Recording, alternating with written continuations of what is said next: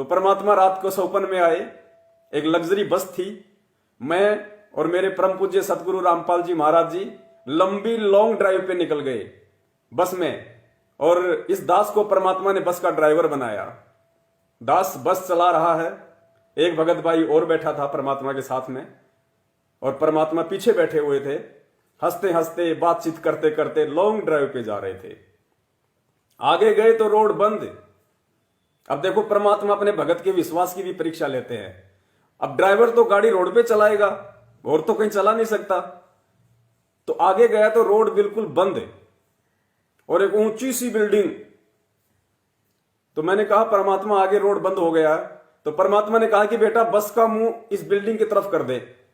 तो दास ने सवाल नहीं किया परमात्मा से। दास ने कुछ नहीं देखा, ना कुछ सोचा।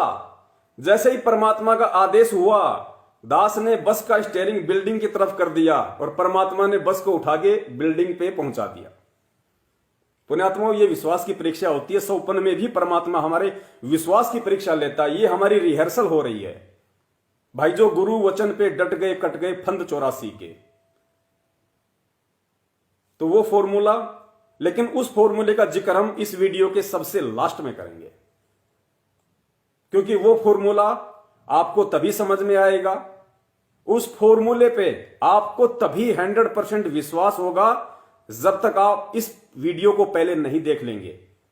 जब तक आप गुरु और इष्ट यानी गुरु और परमात्मा के बीच की जो खाई है, जो दूरी है, जब तक आप उसको समाप्त नहीं कर लेंगे अपने अंतःकरण से, अपनी आत्मा से, जुबान से नहीं कि हां जी परमात्मा और गुरु एक ही होता है, इष्ट और गुरु एक ही होता है, खाली सोचने से नहीं। जब तक आपका हृदय, आपकी आत्मा, आपका अंतःकरण आपको इस बात की स्वीकृति नहीं देगा कि हां, कबीर के सत भक्ति मार्ग में गुरु और परमात्मा बिल्कुल भी अलग अलग नहीं है, मेरा गुरु ही साक्षात कबीर है, परमात्मा है, जब तक इतना विश्वास नहीं होगा वो फॉर्मूला आपका काम नहीं करेगा। और वो फॉर्मूला आपका काम करे, आप रोज परमात्मा के दर्शन करें, उसके लिए ये वीडियो देखना पहले अति अनिवार्य है। और इस वीडियो में जो सबूत आपको दिए जाएंगे, इकट्ठे सबूत, उसके बाद आपकी आत्मा को भी, आपके मन को भी मजबूरन ये मानना पड़ेगा, स्वीकार करना पड़ेगा कि हां, मेरा गुरु स्वयं कबीर है, मेरी आत्मा का पति मेरा गुरु है। तो पुण्यात्माओं, हम शुरू करते हैं आज का वीडियो, और शेयर जरूर कर दीजिएगा और एंड तक कोशिश कीजिए वीडियो देखने की। वैसे तो परमात्मा इसको यूट्यूब पे भी डलवा देंगे, वीडियो को लाइव तो चलता ही रहेगा।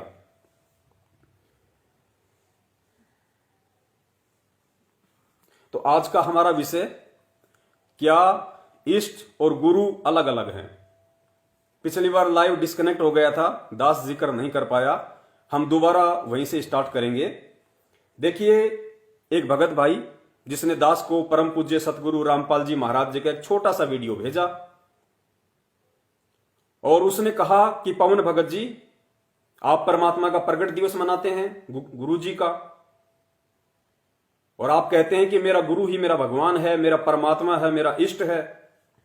जबकि मैंने गुरु जी का एक छोटा सा वीडियो सुना जिसमें गुरु जी कह रहे हैं कि इष्ट और गुरु ये दोनों अलग अलग होते हैं, और जो व्यक्ति ये कहता है कि गुरु और इष्ट एक ही हैं, उसको भक्ति का ज्ञान नहीं है।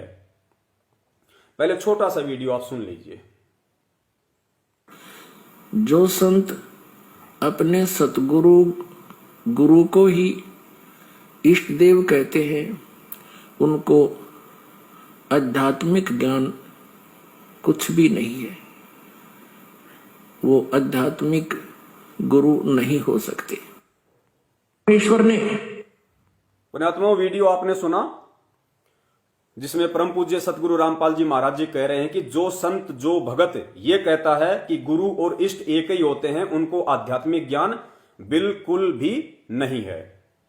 सबसे पहले तो दास आप जी को ये बता देना चाहता है कि उस भाई ने तो खाली मेरे को ये 15 सेकंड का ही वीडियो भेजा है, लेकिन दास उस भाई के भेजने से पहले इस पूरे सत्संग को सुन चुका था, और ये सत्संग परमात्मा ने उस समय किया था जिस समय परमात्मा हंसा देश वाले सतपाल जी महाराज जी का पूरा विवरण भगत समाज के सामने रख रहे थे।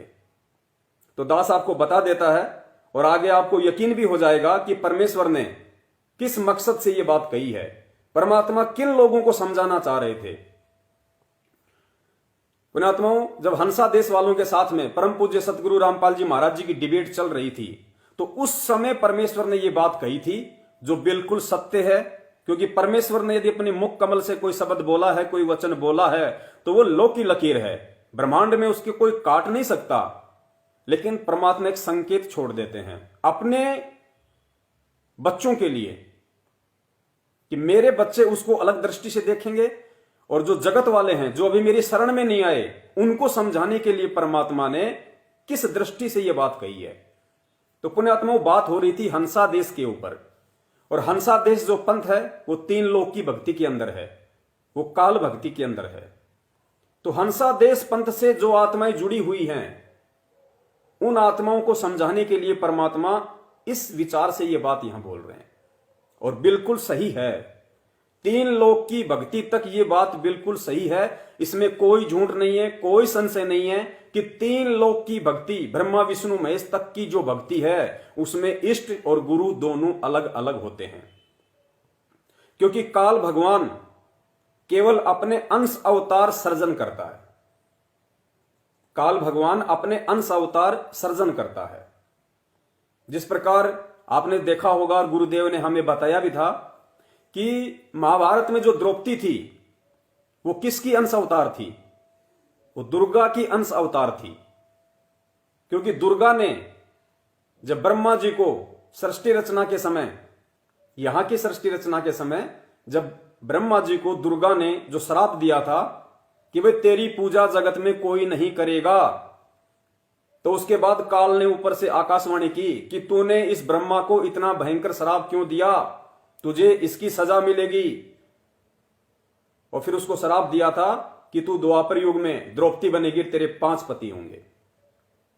तो ये दुर्गा का अंश अवतार थी, दुर्गा स्वयं नहीं आई, दुर्गा का अंश अवतार थी। तो 3 लोक की जो भक्ति है उसमें इष्ट अलग होता है और गुरु अलग होता है।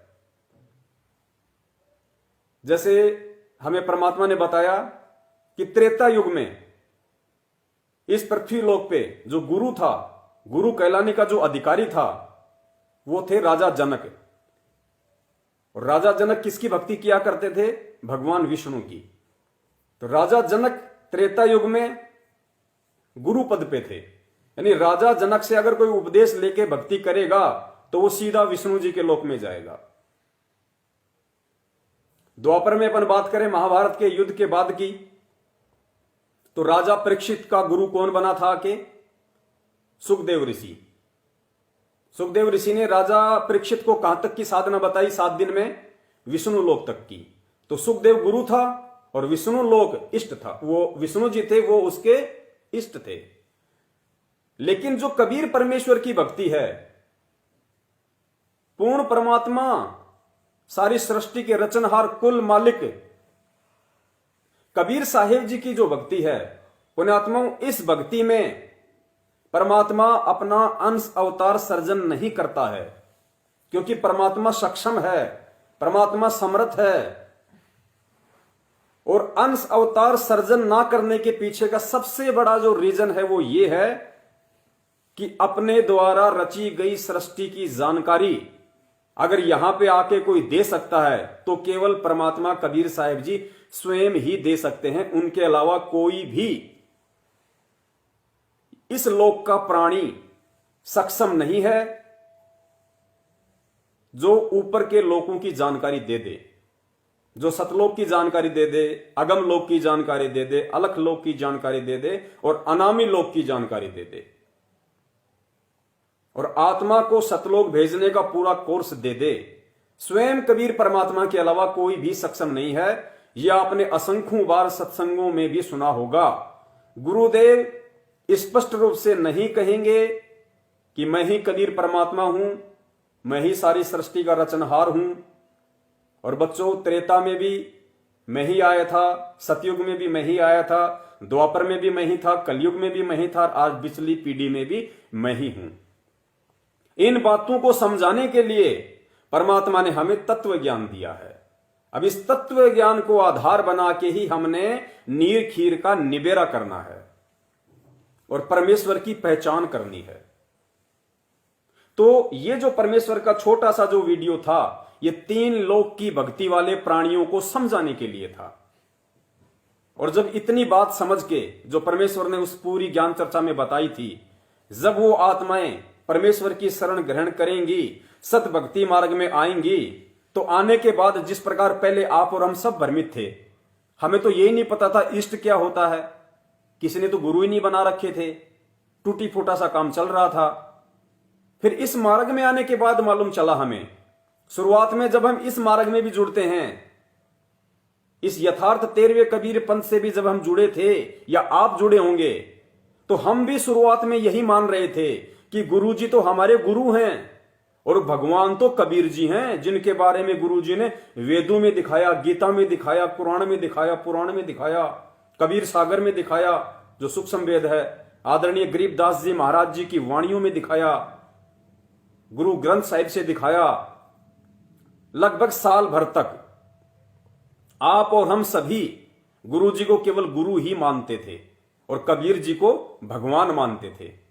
लेकिन पुण्यात्माओं, जब इस भक्ति मार्ग में आगे बढ़ते हैं, अपना तन मन धन इस भक्ति मार्ग में न्योछावर कर देते हैं, फिर परमात्मा अपने बच्चों का ज्ञान योग खोलने लग जाते हैं। और उसके बाद फिर हमें धीरे धीरे धीरे धीरे परमात्मा ने आत्म अनुभूति कराई कि बच्चों, जब कबीर परमात्मा स्वयं ही अपने द्वारा रची गई सृष्टि की जानकारी आके देता है और दूसरा कोई नहीं देता है, तो फिर आज कबीर जी की जानकारी देने वाला कौन है? अरे 4 युगों से आज तक कोई नहीं बता पाया उस परमात्मा के लोक के बारे में और उस परमात्मा के बारे में। स्वयं परमात्मा को ही आके सब कुछ सारा भेद खोलना पड़ता है। और कलयुग की इस पिछली पीढ़ी में इतना इंपॉर्टेंट समय, इतना महत्वपूर्ण समय, ये 4 युगों से तो परमात्मा केवल एक भूमिका बनाते बनाते लेके आते हैं। जैसे किसी को फुटबॉल का मैच चल रहा हो और किसी को गोल करना हो, तो फुटबॉल को घुमा फिरा के गोल करने के लिए 10 से 15 मिनट की दूरी पे तो उसको लेके आते हैं गोल करने के लिए। तो पुण्यात्माओं, यह समझ लो कि पिछले 3 युगों में 650 साल तक परमात्मा ने जितनी भी लीलाएं की हैं, जितने भी उदाहरण पेश किए हैं, जितनी बार भी परमात्मा इस पृथ्वी पे प्रकट हुए हैं, वो परमात्मा ने एक भूमिका बनाई है ताकि जब कलयुग की पिछली पीढ़ी में मेरी वो आत्माएं पहुंच जाएं जिनसे मैं थोड़ी थोड़ी भक्ति करवाता आ रहा हूं, जिनको प्रथम मंत्र देके, जिनको आशीर्वाद देके, सेवाओं का लाभ देके, जिनको मैं यहां तक ला रहा हूं मानव जन्म देते देते, और इस पिछली पीढ़ी में आके परमात्मा ने शिक्षा दे दी, हमारे को टेक्नोलॉजी दे दी, साइंस दे दी, हमारी बुद्धि को परमेश्वर ने बहुत ज्यादा प्रवीण कर दिया ताकि हम तुरंत परमेश्वर को पहचान लें। तो 3 युगों से 4 युगों से तो पहले परमात्मा ने पूरी भूमिका बनाई थी अपनी पहचान करवाने के लिए, ताकि पिछली पीढ़ी में इनको शिक्षा दे दूंगा और कुछ इनके अपने भक्ति संस्कार इतने मजबूत होंगे कि ये मुझे पहचानने में टाइम नहीं लगाएंगे। तो पुण्यात्माओं, आज जब परमेश्वर हमारे लिए इतना सब कुछ करते हुए आ रहे हैं, तो हमने भी अब इतनी नादानी नहीं दिखानी चाहिए और परमात्मा को पहचानने में देर नहीं करनी चाहिए।